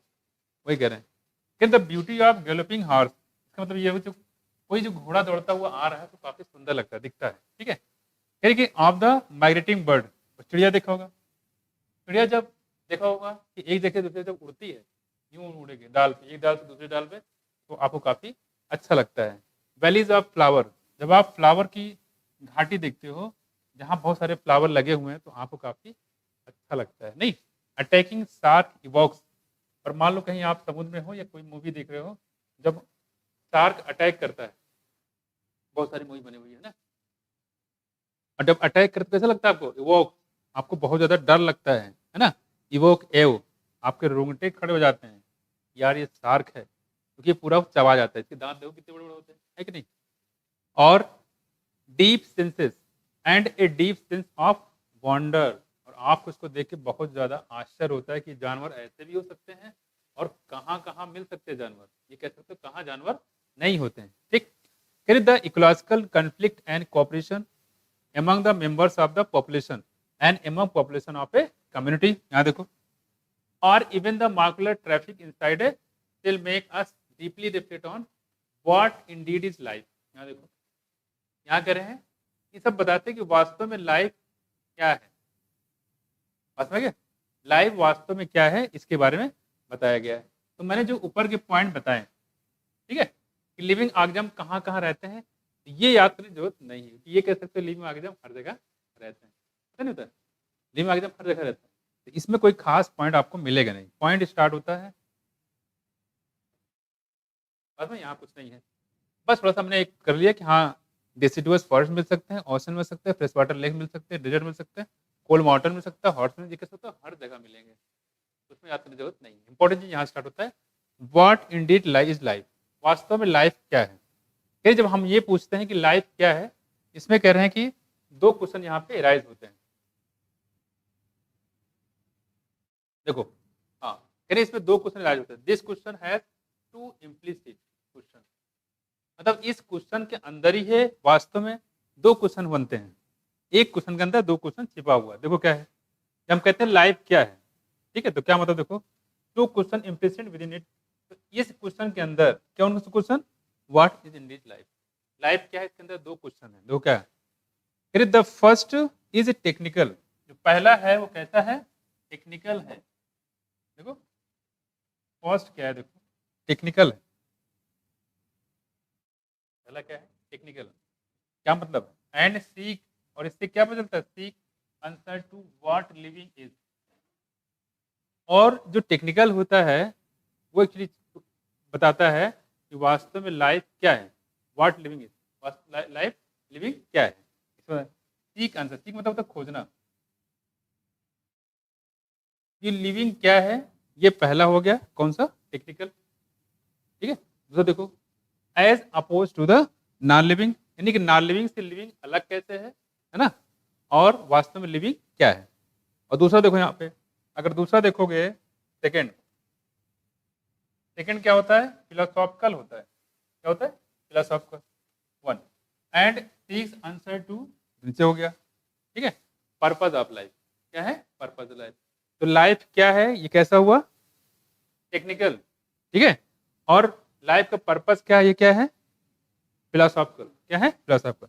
तो पहला हो गया हमारा टेक्निकल, दूसरा हो गया हमारा फिलोसॉफिकल ना, ठीक है, इसमें दिख नहीं रहा है, ठीक है। तो व्हाट इंडिज लाइफ, अगर हम ये कहते हैं वास्तव में क्वेश्चन एक है, लेकिन इस क्वेश्चन के अंदर कितने क्वेश्चन छिपे हुए हैं, इम्प्लिसिट मतलब हिंदी में बोलते हैं अंतर्निहित होना। उसके अंदर एक क्वेश्चन के अंदर दो क्वेश्चन छिपे हुए हैं, एक कैसा है, टेक्निकल, दूसरा कैसा है, फिलोसॉफिकल। टेक्निकल का मतलब क्या है, व्हाट इज लाइफ, और फिलोसॉफिकल मतलब क्या है, पर्पज ऑफ लाइफ। जैसे साधु महात्मा बैठे रहते हैं, बोलो भक्तों जीवन का उद्देश्य क्या है, नहीं, सुबह शाम खाना और सो जाना, है कि नहीं ये तो होता है, तो वही है फिलोसफर, मतलब दार्शनिक तरीके से देखोगे तो फिलोसफिकल में आ जाता है। ठीक, अब देखो आगे, तो नोट कर लिया, आगे हम करा देते हैं जो क्वेश्चन है, तो क्वेश्चन वाले उसमें कर देते हैं।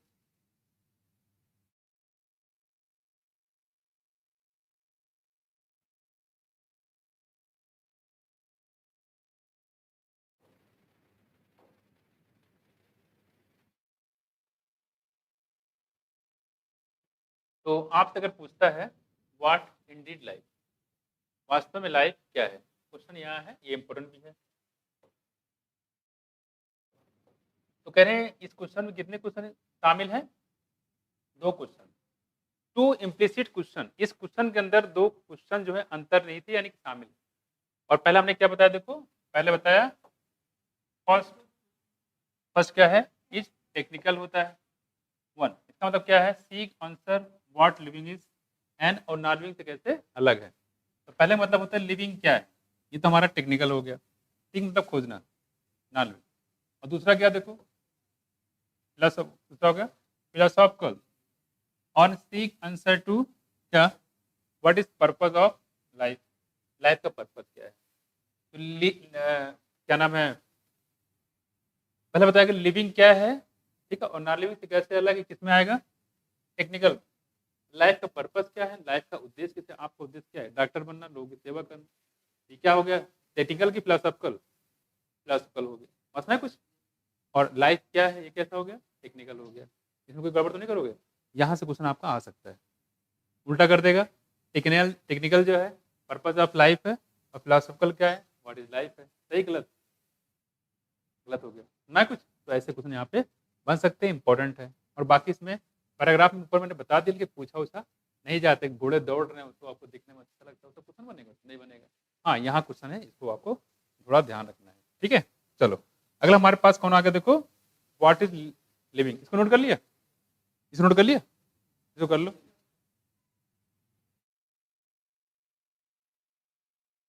व्हाट इंडीड लाइफ, इसमें नोट कर लो इसको, ये वाला पोर्शन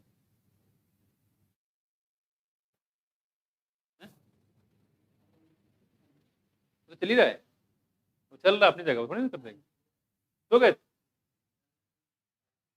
हाँ वही गए, हाँ, अरे अरे अरे, हाँ, ओके, होता है होता है, देखो अलार्म लगा लिया करो, अच्छा तो लेट आ जाते, कुछ तो क्लास होती, ये बस होता है कि एक क्लास छोड़ के सारे छोड़ दो, नहीं कुछ तो मिले, जो मिल जाए कुछ पकड़ लो, होता है कभी कभी क्लास आ जाती है। खैर अब करें व्हाट इज लाइफ लिविंग, इसको जो देख लेते हैं।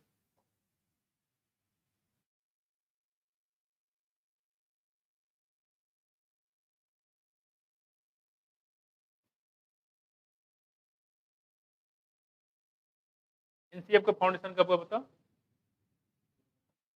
2005 है ना। देखो when we try to define living, हम लोग बोलते हैं कि वास्तव में लिविंग क्या है, तो वास्तव में हम क्या बताते हैं, लिविंग के करेक्टर बताने लगते हैं।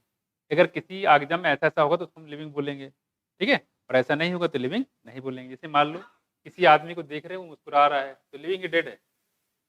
लिविंग। मुस्कुराता हुआ आदमी डेड तो नहीं हो सकता। देखो कि आदमी मर गया मुस्कुरा रहा है बैठे बैठे। देखो यहाँ पे अब कह रहे we're conventionally look for the distinctive characterization exhibited by the living organism.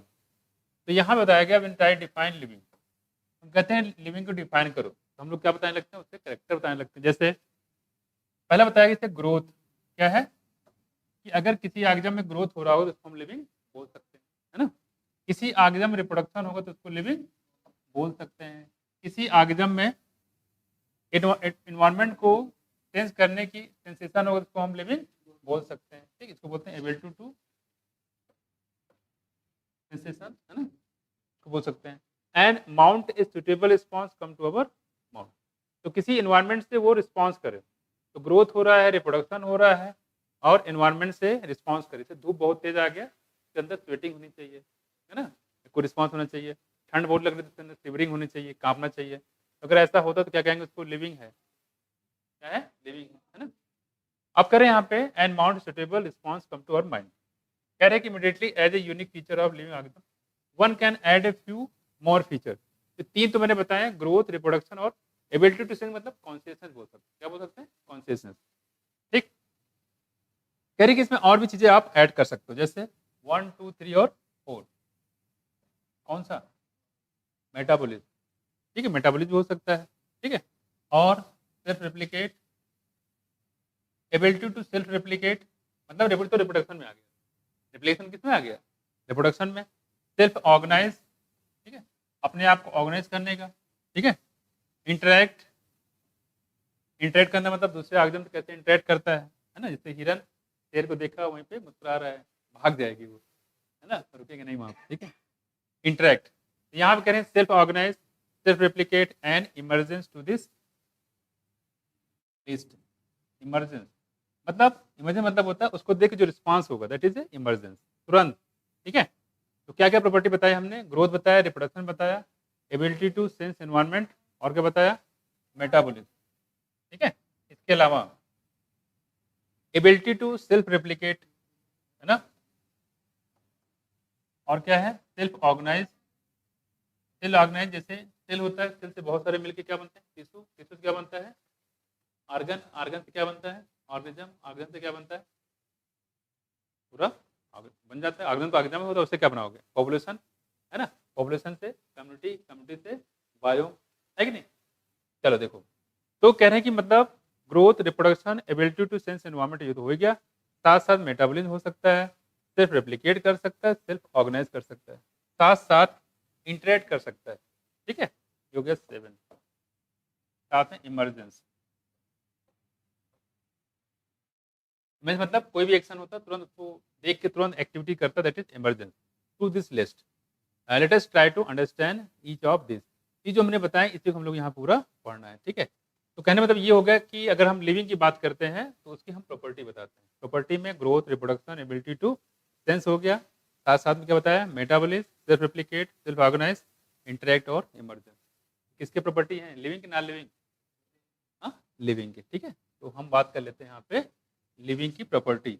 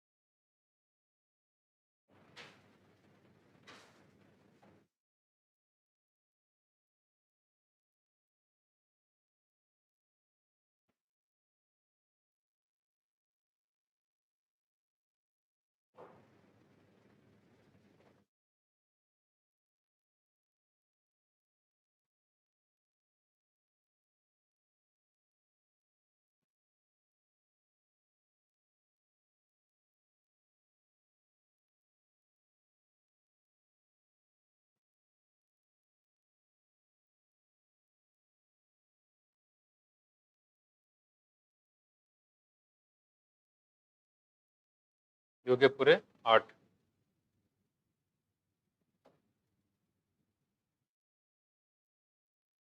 Growth, reproduction, ability to sense, metabolism, self replicate, ठीक है, रेप्लिकेशन, सेल्फ ऑर्गेनाइजेशन, इंटरैक्ट और इमरजेंस, है ना।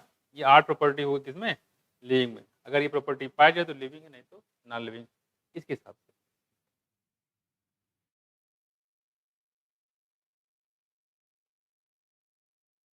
मैं तो तुरंत एक्शन लेते हैं, रिस्पॉन्स करते हैं तुरंत, इमीडिएट। इमरजेंसी आया, इमरजेंसी से तुरंत। नहीं कोई आपको पिंच हो रहा है, आप बैठे हुए तुरंत रिस्पॉन्स क्या हो गया, थप्पड़ दर्द दिया उसे बगल वाले पे, है ना। पागल कहेंगे, पिंचू हो रहा है ना। क्योंकि आप अगर नहीं बोले तो पिंचू होता चला जाएगा अंदर, ये दिक्कत हो जाएगी। तुरंत इमीडिएट रिस्पॉन्स करना है आपको। तो कितनी प्रॉपर्टी हमने यहाँ बता दी, यहाँ पे 8, ठीक है। Growth, reproduction, ability to sense, metabolism, self replication, self organisation, interact और दूसरा क्या है, इमरजेंस, ठीक है। चलो तो यहाँ पे हम एक एक करके इसमें पढ़ेंगे। कुछ यहाँ पे दिया गया है, कुछ यहाँ पे नहीं दिया गया, ठीक है। जैसे यहाँ पे आपको मिलेगा growth, reproduction, ability to sense, metabolism, ठीक है, ये मिल जाएगा। और एक हाँ ऑर्गेनाइजेशन तो मिल जाएगा। तो यहाँ पे अब धीरे धीरे करके पढ़ेंगे हम लोग। सबसे पहले ऑल लिविंग ऑर्गेनिज्म ग्रो, यानी जितने भी लिविंग ऑर्गेनिज्म होते हैं इसमें क्या होता है, ग्रोथ, यानी कि ग्रोथ सबसे पहले पढ़ेंगे, है ना। सबसे पहले हम लोग पढ़ेंगे जितने भी लिविंग ऑर्गेनिज्म होते हैं इसमें क्या होता है, ग्रोथ होता है। अब करें ग्रोथ कब मानोगे, उसके मास में बढ़े या नंबर में बढ़े, दोनों बोल सकते हैं। अगर मास में बढ़ता है तब भी ग्रोथ बोलेंगे, नंबर बढ़ता है तब भी ग्रोथ बोलेंगे, है ना। तो ग्रोथ दोनों होता है। देखो क्या लिखा हुआ है, increase in mass and increase in number. तो अगर नंबर बढ़े तब भी ग्रोथ है, मास में बढ़े तब भी ग्रोथ है, ठीक है। Under twin characteristic of growth, मतलब ये ग्रोथ के 2 कैरेक्टर हैं बेसिकली, ठीक है। मास में बढ़े या नंबर में बढ़े, इसको क्या बोलेंगे हम लोग, ग्रोथ बोलेंगे, ठीक है। इसको ध्यान रखिएगा। चलो क्लियर हो गया।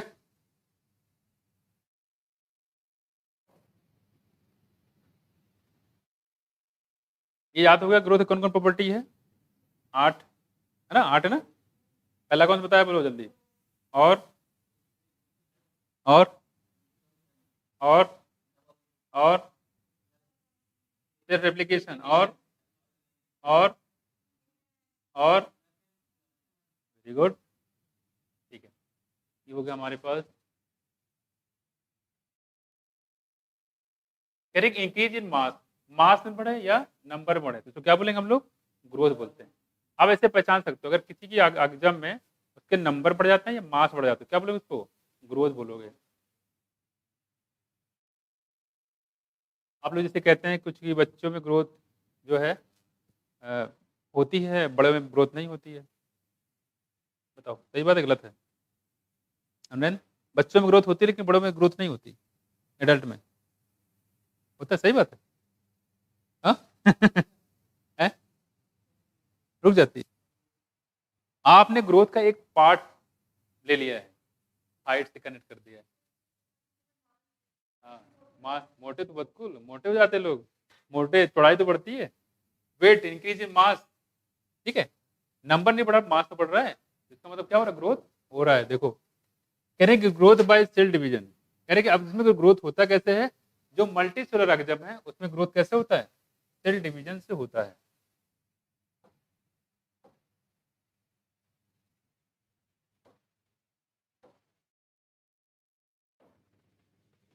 देखो तो मल्टी सेलुलर ऑर्गेनिज्म में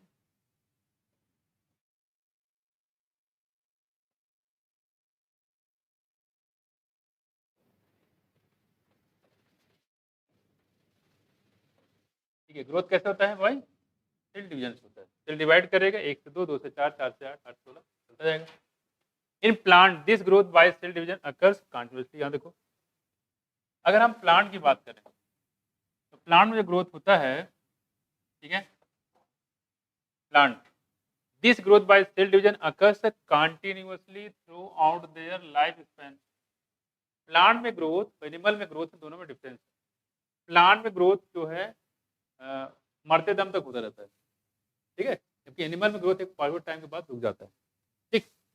अब ये कह रहे हैं यहाँ पे कि जो प्लांट में ग्रोथ होता है वो throughout their life span होता है, जबकि एनिमल में क्या होता है, देखो in animal this growth is seen only up to a certain age, एक सर्टेन एज तक होता है, तो बात नहीं होता, तो बट डिग्री बॉडी डिग्रेड करने लगता है ना, सर्टेन एज। कह रहे ऐसा क्यों कि प्लांट में इनफाइनाइट तक होता रहता है और एनिमल में एक पार्टिकुलर टाइम तक होता रहता है। सवाल कह रहे हैं ऐसा क्यों है, प्लांट में ऐसा क्या होता है कि हमेशा होता रहता है, बताओ। तो क्या बताओगे, प्लांट में पाया जाता है मेरिस्मेटिक टिश्यू, क्या मेरिस्मेटिक टिश्यू, और उसी मेरिस्मेटिक टिश्यू में डिवाइड बहुत ज़्यादा होता है।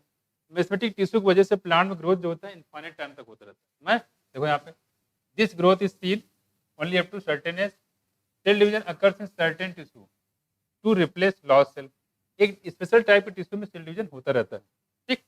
अब यहाँ देखो, फिर however cell division occurs in certain tissue to replace loss cell, ये कहना मतलब ये है कि इसे मान लो आपको चोट लग गया, इंजर्ड हो गया, टाके लग गया 8-10, गाड़ी चला रहे थे ठोक दिया किसी को, पूरा हाथ पैर जो है छूट गया। अब क्या होगा कि वहाँ पर टाके लगेंगे तो अब सेल क्या हो गई, अब उसमें डिवीजन तो करेगा ही, डिवाइड करके वो तो फिर से घाव को पूरा भर लेगी, ठीक है। वो कह रहे हैं कि इसीलिए बोला गया है however cell division in certain tissue to replace loss cell, तो जो सेल में घाव हुआ है तो उसको भरपाई करने के लिए उतना ही ग्रोथ होगा, ये नहीं ग्रोथ होता होता होता तो दूसरा हाथ निकल आया यहाँ से, ऐसा तो नहीं होता है। वही कह रहे हैं यहाँ पे unicellular organism grow by cell division, unicellular organism में सेल डिवीजन से ग्रोथ होती है, कैसे होता है, सेल डिवीजन से ग्रोथ होती है यूनिसेलुलर ऑर्गेनिज्म में। यहाँ देखो जैसे अमीबा की बात करें, अमीबा में डिवाइड करेंगे 1 से 2 बनेगा, 2 से 4 बनेगा, 4 से 8 बनेगा, ठीक, यूनिसेलुलर होता है। One can easily observe that in vitro culture by simply, ठीक है। अच्छा इसमें बताया था हमने जो only up to certain age, ठीक है, जो एनिमल की बात करें तो यहाँ देखो लिखा हुआ है cell division occurs kindly throughout their life span, क्यों होता है देखो, ड्यू टू डिवीजन ऑफ, क्या होता है इसमें, मेस्मेटिक tissue,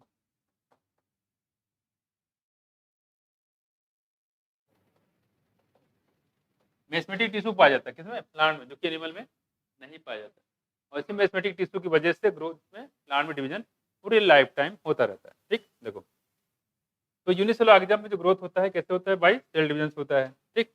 one can easily observe this in vitro culture by simply counting the number of cell under the microscope, मतलब ये कहने की इन विट्रो कल्चर मतलब किसी लैब में सेल को कल्चर करो 1 से 2, 2 से 4, 4 से 8 हो जाते हैं। जैसे आप पढ़ते हो, आपने बायोप्सी नाम सुना है, बायोप्सी किसको होता है, हाँ, जैसे मान लो मैमोग्राफी होता है, एफनेक्स टेस्ट कराया, इसमें क्या करते हैं बायोप्सी में, जैसे मान लो कहीं पे आपको लग रहा है कि ट्यूमर हो रहा है कुछ टाइप में, हाँ, उस पार्ट को हम लोग क्या देते हैं माइक्रोस्कोप से देखते हैं, और देखने के बाद देखते हैं कि डिवाइड कैसे कर रहा है। नॉर्मली सेल डिवाइड कितने घंटे में करता है पता है, ह्यूमन बॉडी सेल कितने घंटे में डिवाइड करता है, 8-1, 8-2, और कोई है इससे ऊपर बोलो बोई लगाने वाला है कोई 8 से ऊपर है, कोई नहीं है, 24 घंटे सेल को डिवाइड करने में 24 घंटे लगते हैं।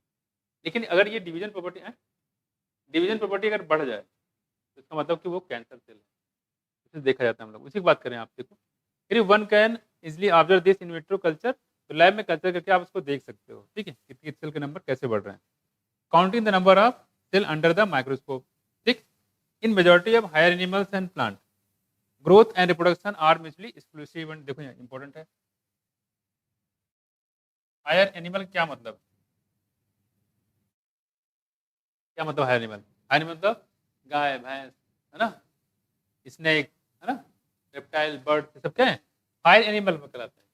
लेकिन अगर आपसे पूछे अमीबा, पोरीफेरा, हाइड्रा, ठीक है, स्केलमेन, ये सब कैसे आके लोअर एनिमल कहलाते हैं, स्केलमेंथिस, मोलस्का, आर्थ्रोपोडा कैसे हैं लोअर एलिमेंट कहलाते हैं, उसमें फ्रॉग, मेढक, रेप्टाइल, सांप कैसे हायर एनिमल। कह रहे कि higher animal and plant, plant की बात करें, growth and reproduction are mutually exclusive event, तो हायर एनिमल हो चाहे हायर प्लांट मतलब किससे, जिम्नोस्पर्म और एंजियोस्पर्मिक प्लांट, जिम्नोस्पर्म जैसे पाम, जानते हैं जिम्नो प्लांट, टाइकस, पाइनस, है ना, जैसे अम्बेडकर पाम लगे हुए हैं, बहन जी ने लगवा रखा है, इतनी बड़ी बहन जी, सब लोग बहन जी बोलते हैं, गुदारी बोलना चाहिए कि नहीं, शादी में तो बहन जी रहेंगे ये बढ़िया है, अच्छा अच्छा, ठीक है। देखो हाँ, जिसको देखो वही बहन जी बोल रहा है, छोटा बच्चा पैदा वो भी बहन जी कह रहा है, सुश्री बहन जी, देखो खैर हम लोग कह रहे हैं यहाँ पे, हाँ देखो कह रहे हैं कि जो म्यूचुअली एक्सक्लूसिव इवेंट, कह रहे हैं कि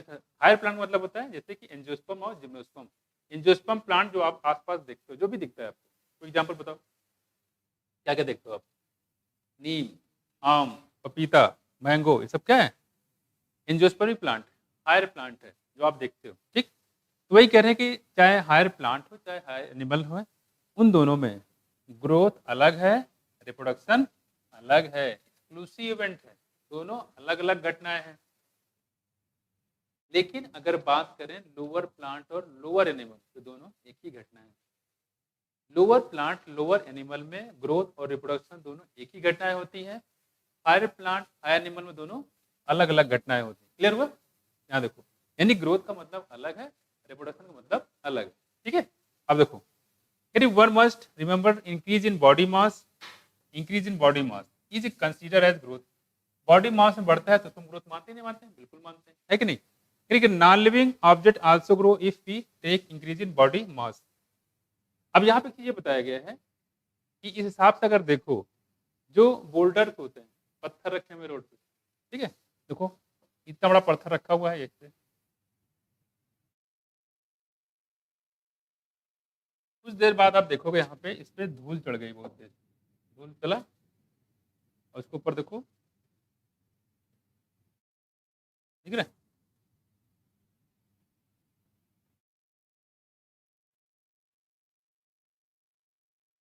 और धूल चढ़ गया, तो क्या हो रहा है इसमें? देखो क्या इसका मास बढ़ रहा है?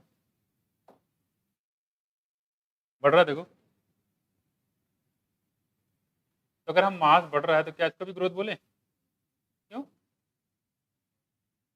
बोलो, इसको ग्रोथ बोले नहीं बोलेंगे? भाई मास बढ़ना का मतलब ग्रोथ बोलते हैं, तो मास तो इसका बढ़ रहा है, पहले 1 किलो का था, अब हो गया 10 किलो का, मिट्टी चढ़ गई एक ऊपर एक। जो कुंभकर्ण जो सो रहा था, कितने साल सोया पता है? कुंभकर्ण कितने साल सो रहा था? बहुत सोया था वो, नहीं पता है? हाँ, 80 साल। तो उसके ऊपर कितनी धूल जम गई होगी नहीं मिट्टी होगी, है कि नहीं? तो कह रहे हैं कि इसमें ग्रोथ हो रहा है, तो बिल्कुल हो रहा है भाई, मास तो बढ़ रहा है, सेल नंबर नहीं बढ़ रहा तो मास तो बढ़ ही रहा है। तो कह रहे हैं जो नॉन लिविंग ऑब्जेक्ट होते हैं उसमें भी ग्रोथ होता है, लिविंग जो होते हैं उसमें भी ग्रोथ होता है। फर्क क्या है? लिविंग में ग्रोथ अंदर से होता है, नॉन लिविंग में ग्रोथ बाहर से होता है। ये दोनों बेसिक डिफरेंस है कुछ। यहाँ पे देखो क्या है, मास बढ़ रहा है किसमें? नॉन लिविंग में। वही कह रहे हैं, देखो non living object also grow, non living होते हैं उसमें भी ग्रोथ होता है। If you take increase in body mass, अगर आप बॉडी मास को क्राइटेरिया मानो तो। However, this kind of growth exhibited by non-living object is by the accumulation of material on the surface. On the surface, यानी surface के बाहर material इकट्ठा हो गया तो हम लोग बोलेंगे मास बढ़ गया। मास बढ़ गया तो क्या बोलेंगे? इसको ग्रोथ बोलेंगे। इसका मतलब ग्रोथ जो है डिफाइनिंग फीचर नहीं है, बस ना, क्योंकि ग्रोथ तो लिविंग में भी हो रहा है, नॉन लिविंग होता है। तो ग्रोथ को देख के आप नहीं बता सकते कि लिविंग है कि नॉन लिविंग, ना कुछ, क्योंकि ग्रोथ लिविंग नॉन लिविंग दोनों हो रहा है। तो accumulation of material on the surface. In living organism growth is from inside. ये देखो, तो दोनों में फर्क यही बेसिकली कि ग्रोथ जो लिविंग होगा अंदर से होगा, और नॉन लिविंग में लेयर पे लेयर, लेयर पे लेयर, है ना। लोग जो नहाते नहीं, क्या हो जाता है फिर वो अंदर अंदर ऊपर से वो जो मैल जमती चली जाती है। देखो, growth therefore can not be taken as a defining feature. इसी वजह से हम ग्रोथ को डिफाइनिंग फीचर नहीं बोलते हैं, पास में लिविंग ऑर्गेनिज्म। तो डिफाइनिंग फीचर उसको बोलेंगे जिसका कोई एक्सेप्शन ना हो पास में, इसका कोई एक्सेप्शन ना हो। अगर एक्सेप्शन है तो डिफाइनिंग फीचर नहीं कहलाएगा, ठीक है। क्योंकि इसमें एक्सेप्शन क्या बताया? एक्सेप्शन ये कि लिविंग भी हो रहा है और नॉन लिविंग हो रहा है, तो कैसे आप अलग कर पाओगे? नहीं कर पाओगे। तो ग्रोथ को देख के हम डिफाइड नहीं कर सकते लिविंग ऑर्गेनिज्म को, इसीलिए बोला गया कि ये डिफाइनिंग फीचर नहीं। हाँ, प्रॉपर्टीज है, अगर लिविंग होगा तो डेफिनेटली उसमें ग्रोथ होगा, अगर लिविंग है तो डेफिनेटली उसमें ग्रोथ होगा। लेकिन किसी में ग्रोथ नहीं हो रहा है इसका मतलब ये नहीं है उसमें क्या है,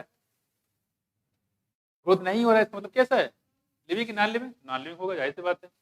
वही कह रहे हैं, देखो यहाँ पे यानी condition under which it can be observed in all living organism have to be explained, and then we understand that it is a characteristic of living system. A dead organism does not grow. एक organism जो मर गया है, death हो गई उसकी, क्या उसमें ग्रोथ होगा? नहीं होगा। डेड बॉडी में ग्रोथ नहीं होता है कि नहीं? हाँ, कोई ऑर्गेनिज्म मर गया हो, उसके ऊपर फिर वो पड़ा हुआ हो बाहर, है ना? जैसे बाहर में राजा महाराजा लड़ाई करते थे, तो होता था क्या था, डेड बॉडी में पड़ी रहती थी, उसके ऊपर धूल चढ़ रही है, अगर मान लो वहाँ पे जो कौवे वगैरह नजर ना आए तो कोई जानवर, तो वो इसी के ऊपर वो जम जाते थे, है ना? तो कह रहे हैं यहाँ देखो दिखाया गया है, ए डेड ऑर्गेनिज्म, जो डेड ऑर्गेनिज्म होता है उसमें ग्रोथ नहीं होता है। इस सेंस में यहाँ बताया गया है कि इसमें ग्रोथ में आपको ध्यान रखना है कि मास बढ़े या नंबर बढ़े, तो हम लोग ग्रोथ मानेंगे। इस लिहाज से लिविंग में भी ग्रोथ हुआ और नॉन लिविंग ग्रोथ हुआ। बस में ये कोई ऑर्गेनिज्म अगर मर गया है, डेथ हो गई, तो उसमें ग्रोथ नहीं हो सकता। मैं कुछ अच्छा, लिविंग और नॉन लिविंग ग्रोथ में अंतर क्या है? लिविंग में अंदर से ग्रोथ, नॉन लिविंग में बाहर से ग्रोथ। ठीक है, जैसे ठंडी के दिनों में खूब सारा ग्रोथ होता है, नहीं? जैसे ठंडी बढ़ती जाती है, बनियान, टी शर्ट, एक शर्ट, दूसरा शर्ट, कोट, फिर कोट, उसके बाद जैकेट, उसके बाद रजाई, नहीं फिर कंबल और रजाई, चलती ग्रोथ, तो वहां भी ग्रोथ होता है। ठीक, तो कुछ बातें फिर से देखो, ग्रोथ, वो भी ग्रोथ है। कहाँ? बंद कर दो, आवाज आ रही थी, कहाँ से आवाज आ रही है? ऊपर। ओ, भूत है क्या? भूत भी क्लास पढ़ रहा होगा। खैर देखो, मतलब बात देखो, तो अगर प्लांट की बात करें तो इसमें हमने बताया कि जो ग्रोथ होता है प्लांट में भी और एनिमल में भी है, और ग्रोथ कब मानेंगे? जब इसमें नंबर बढ़े या इसका मास बढ़े, दोनों को हम लोग ग्रोथ बोलेंगे। ठीक है, और बताया कि जो हायर प्लांट और हायर एनिमल होते हैं, ये इंपॉर्टेंट है, ये है in majority higher animal and plant growth and reproduction are mutually, क्या करेंगे यहाँ पे, जहाँ पे एक्सक्लूसिव लिखा है यहाँ लिख देंगे इंक्लूसिव, और पूरा सेंटेंस गलत हो जाएगा, लिखो मत इसको, ये पूरा लिखेंगे in majority of higher animal plant and growth and reproduction are mutually inclusive event. सही गलत है? हाँ, गलत हो जाएगा, इंक्लूसिव है, धीरे से यहाँ रख देंगे इंक्लूसिव, यहाँ पे सेंटेंस गलत है, पूछें कौन सा सेंटेंस गलत है, ठीक है, तो वो फॉल्स हो जाएगा। मैं कुछ इसका थोड़ा ध्यान रखिएगा, ऐसे ही पूछेंगे वो आपको पता भी नहीं चलेगा, क्योंकि पूरा सेंटेंस पढ़ते चले आ रहे हो, वहां गड़बड़ कर देगा। क्लियर हो गया? तो ग्रोथ जो है डिफाइनिंग फीचर नहीं है, क्योंकि लिविंग में भी होता है और नॉन लिविंग होता है। हाँ, प्रॉपर्टी जरूर है कि लिविंग है तो उसमें ग्रोथ होगा, है ना? लिविंग है तो ग्रोथ होगा। ठीक, देखो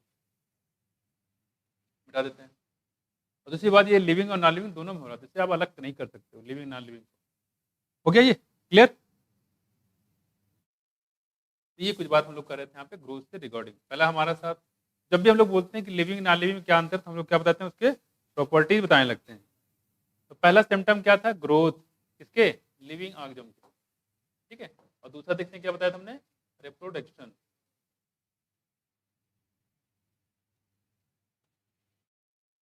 देखो अगला हमारे पास कौन सा है, देखो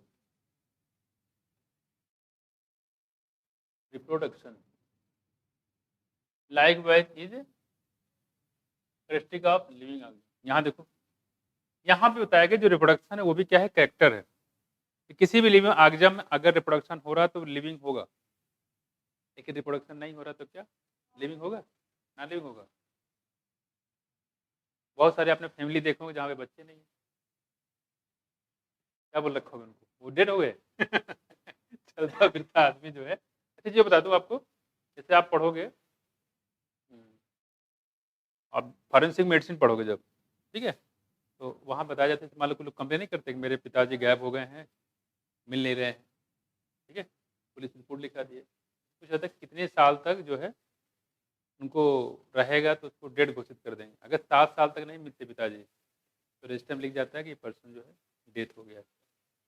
समझ कुछ, 7 साल तक जो है पुलिस रिकॉर्ड में अगर नहीं मिलते हैं उसको डेड घोषित कर दिया जाता है, भले वो बाद में जिंदा हो गया है, हाँ मैं जिंदा हो नहीं, तुम मर चुके हो। यहाँ देखो, तो ऐसे चीजें होती है। फॉरेस्टिंग मेडिसिन में 7 साल का पीरियड देते हैं, अगर उसके अंदर मिल गया तो ठीक है, नहीं मिला तो उसको डेड घोषित कर देते हैं। देखो जिंदा है फिर भी, देखो यानी multicellular organism reproduction refer to the production, मतलब ये कहने मतलब है कि बहुत सारे इनफर्टाइल ह्यूमन कपल होते हैं, उसमें देखो बच्चे नहीं होते हैं, इसमें तो क्या नहीं हुआ, रिप्रोडक्शन नहीं हुआ, तो क्या उसको डेड बोलेंगे, ग्रो लिविंग बोलेंगे?